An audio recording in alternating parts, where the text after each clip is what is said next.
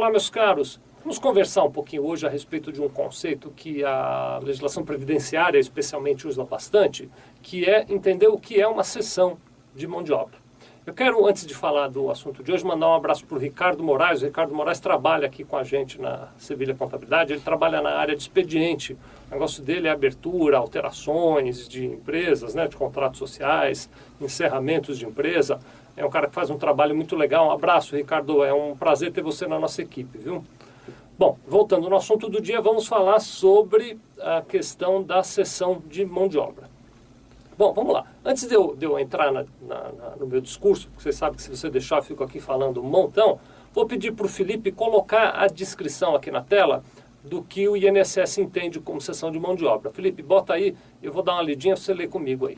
Então, olha só, o Regulamento da Previdência Social define cessão de mão de obra como a colocação à disposição do contratante em suas dependências ou nas dependências de terceiros, de segurados que realizem serviços contínuos relacionados ou não com a atividade fim da empresa, independentemente da natureza e da forma de contratação, inclusive por meio de trabalho temporário. Muito bem. Aí você vai me dizer o seguinte, bom, mas e daí? Daí vamos comentar um pouquinho essa questão.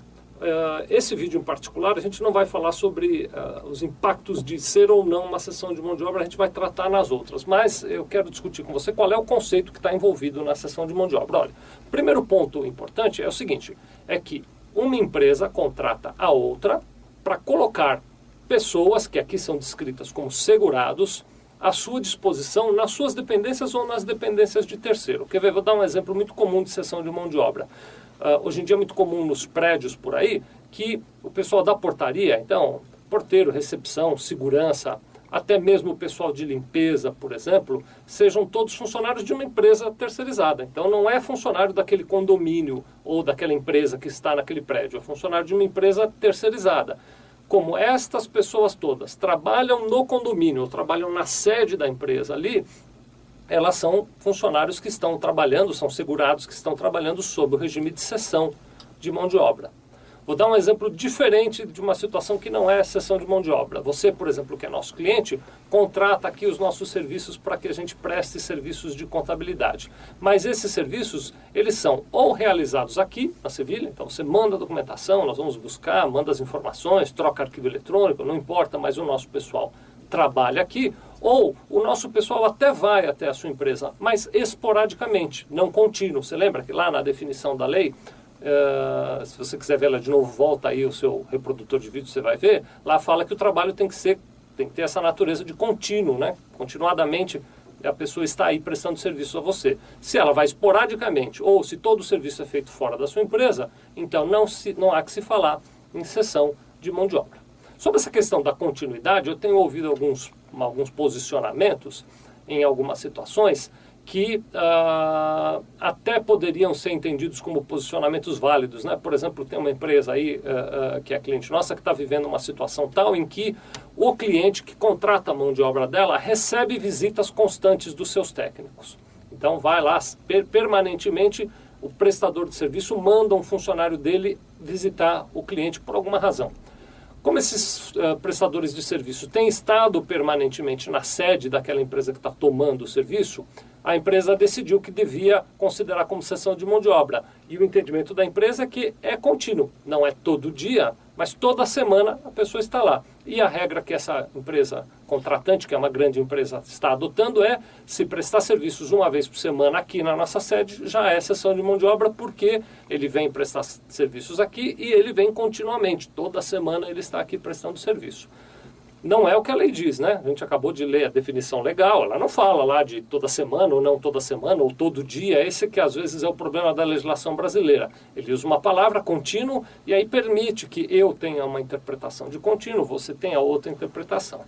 O ponto central, então, é que a definição legal é essa que nós vimos até agora e que não dá para ter grandes atritos com o seu cliente, né? Então, por que a gente está falando de tudo isso? Eu vou pedir a você que assista um outro vídeo que a gente tem na nossa videoteca, onde a gente explica como é que funciona a retenção do INSS na fonte, nos casos de cessão de mão de obra, mas hoje a gente está discutindo se é ou não cessão, e aí, sendo cessão, se aplica a retenção. Lá nesse outro vídeo, eu explico como é que calcula a retenção. Mas a discussão de definir o que é a cessão de mão de obra se aplica porque, sendo cessão de mão de obra, estaria sujeito à retenção. Muito bem, qual é a situação? O responsável pela retenção é o tomador do serviço. Então, quem contrata o serviço está previsto na lei como responsável pela retenção. Então, vamos colocar um exemplo bem claro. Eu contrato o seu serviço aqui para a nossa empresa. Muito bem, quem é legalmente responsável pela retenção ou não sou eu.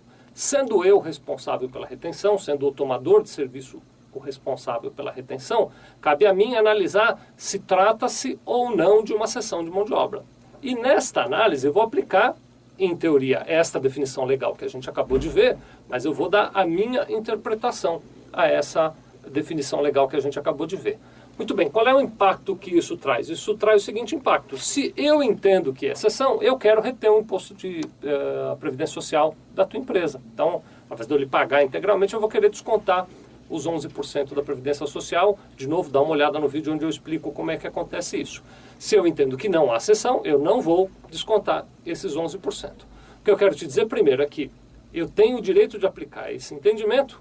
E se você discordar, lógico, a gente pode conversar, mas que no final das contas, eu já vi isso muitas vezes, numa relação comercial, o contratante sempre tem uma força diferente do prestador de serviço, né? E aí a coisa pode descambar para um lado e que, olha aqui, eu entendo que é cessão de mão de obra, independente de você entender que não é, e se eu entendo, eu vou reter ou não vou lhe contratar, vou contratar outro prestador de serviço.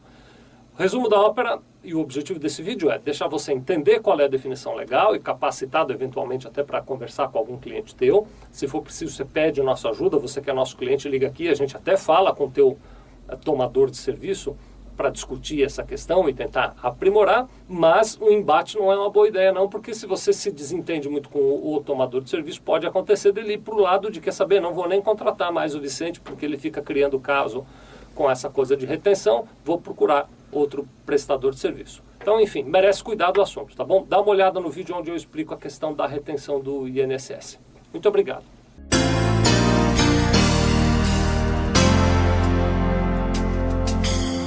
Sevilha Contabilidade.